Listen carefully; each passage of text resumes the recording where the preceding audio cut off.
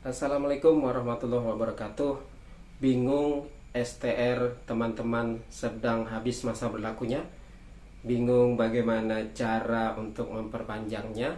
Langkah-langkah untuk memperpanjang STR-nya seperti apa? Jangan bingung. Kita bahas di video berikut ini. Simak video ini sampai habis. Dan jangan lupa untuk like dan subscribe video-video saya agar nanti banyak info-info yang bisa saya bagikan untuk teman-teman semuanya. Oke, simak video berikut ini.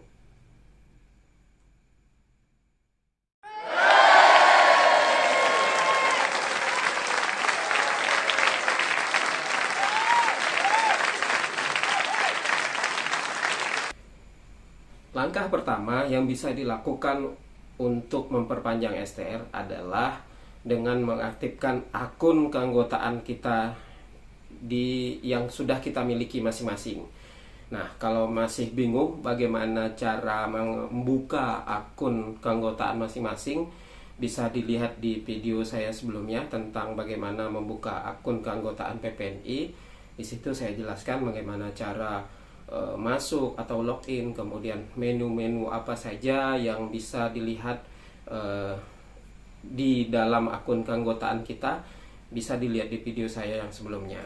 Nah, kenapa akun keanggotaan kita menjadi penting? Karena untuk melakukan perpanjangan kita memerlukan yang namanya surat rekomendasi 25 SKP. Surat rekomendasi 25 SKP itu diperoleh secara online melalui akun keanggotaan kita. Artinya untuk menginput segala kegiatan PKB yang bisa dijadikan sebagai SKP untuk perpanjangan adalah melalui akun keanggotaan. Akun keanggotaan harus aktif. Nah, bagaimana caranya? Yang pertama, data-data pribadi harus kita input dengan benar. Yang pertama data pribadi, kemudian data mengenai pendidikan, kemudian foto kita input juga di akun keanggotaan, kemudian ijazah kita input, kemudian yang paling penting adalah kita jangan lupa untuk menginput STR lama kita di akun keanggotaan, karena nomor STR yang kita input itu sangat berpengaruh agar surat rekomendasi yang diterbitkan secara online itu bisa terdeteksi pada saat kita melakukan registrasi online STR di website KTKI. Nah, jadi penting itu ya keberadaan dari akun keanggotaan kita.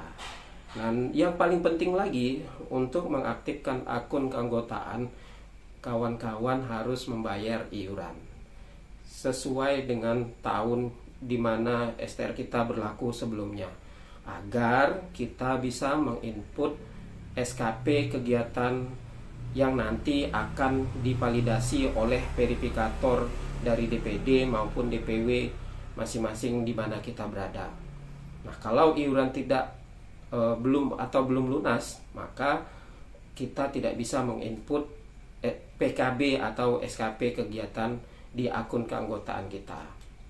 Nah, ini kenapa kita penting untuk mengaktifkan akun keanggotaan. Bagaimana cara menginput akun PKB atau SKP kegiatan ada di video-video yang sebelumnya dari saya. Bisa disimak di situ ya. Ini tentang bagaimana pentingnya akun keanggotaan PPNI yang kita miliki untuk memperpanjang STR kita yang sudah tidak berlaku lagi. Langkah berikutnya yang dilakukan oleh teman-teman untuk memperpanjang STR adalah mengumpulkan dokumen-dokumen bukti yang bisa dijadikan SKP untuk syarat perpanjangan STR. Nah, apa saja yang bisa dikumpulkan untuk bukti sebagai SKP yang nanti bisa kita input di akun keanggotaan? Teman-teman bisa mengumpulkan SK pada saat bertugas di ruangan, kemudian sertifikat-sertifikat pelatihan, workshop, seminar, dan yang lain-lain yang direkomendasikan oleh PPNI. Ini bisa dikumpulkan ya, nanti bisa diupload di akun keanggotaan. Kalau bingung cara menguploadnya, ada di video saya yang sebelumnya. Kemudian kegiatan-kegiatan pengabdian masyarakat, misalnya surat tugas, penugasan dalam rangka pengabdian masyarakat, misalnya penyuluhan atau kegiatan vaksinasi atau kegiatan dalam rangka penanggulangan COVID misalnya, itu bisa dikumpulkan dan bisa dijadikan sebagai SKP kegiatan. Kemudian pengembangan keprofesian, misalnya teman-teman melakukan penelitian, bisa dalam konteks penelitian sederhana, misalnya studi kasus, itu bisa dikumpulkan. Nah, nanti apabila dokumen-dokumen ini sudah terkumpul, teman-teman bisa menguploadnya di akun keanggotaan sesuai dengan format yang sudah ditampilkan di akun anggota PPNI tersebut. Nah, teman-teman bisa menguploadnya. Nah, ini dokumen-dokumen yang bisa dijadikan SKP. Nah, ini langkah kedua yang bisa dilakukan untuk memperpanjang STR teman-teman yang tidak berlaku lagi. Langkah ketiga atau langkah berikutnya yang harus kita lakukan untuk memperpanjang STR adalah mengupload dokumen-dokumen bukti tadi sesuai format yang sudah disampaikan di akun keanggotaan kita. Itu nanti nampak. Jadi dalam format JPEG, format PDF, kemudian besarannya atau filenya sebesar apa, nanti diatur di akun keanggotaan itu. Nah, bingung bagaimana cara ngupload? Ada di video-video saya sebelumnya ya. Jadi silakan dilihat bagaimana cara mengupload kegiatan yang bisa dijadikan SKP. Nah, artinya dokumen-dokumen tadi yang sudah terkumpul itu segera kita upload di sistem. Karena kalau kita tidak mengupload, maka SKP itu tidak akan bisa masuk di sistem. Nah, diupload di akun keanggotaan masing-masing sesuai dengan ranahnya, ranah praktek profesional, kemudian kegiatan ilmiah, pengembangan keprofesian, kemudian pengabdian masyarakat. Nah, nanti di sistem itu, di akun keanggotaan, ada besaran-besaran SKP yang bisa didapatkan sesuai dengan dokumen atau kegiatan yang kita input. Nah, sampai cukup 25 SKP, barulah itu bisa sebagai syarat untuk perpanjangan STR. Jadi SKP yang kita input pastikan sudah minimal berjumlah 25 SKP dari kegiatan-kegiatan yang tadi kita kumpulkan selama 5 tahun periode STR yang sebelumnya. Jadi itu ya. Jadi jangan lupa untuk mengupload di akun anggota masing-masing kegiatan-kegiatan untuk dijadikan SKP kegiatan atau SKP untuk perpanjangan STR selanjutnya. Setelah kita menginput dokumen-dokumen yang bisa dijadikan SKP, apakah kita diam saja atau langsung jadikah rekomendasi 25 SKP? Tidak, kawan-kawan.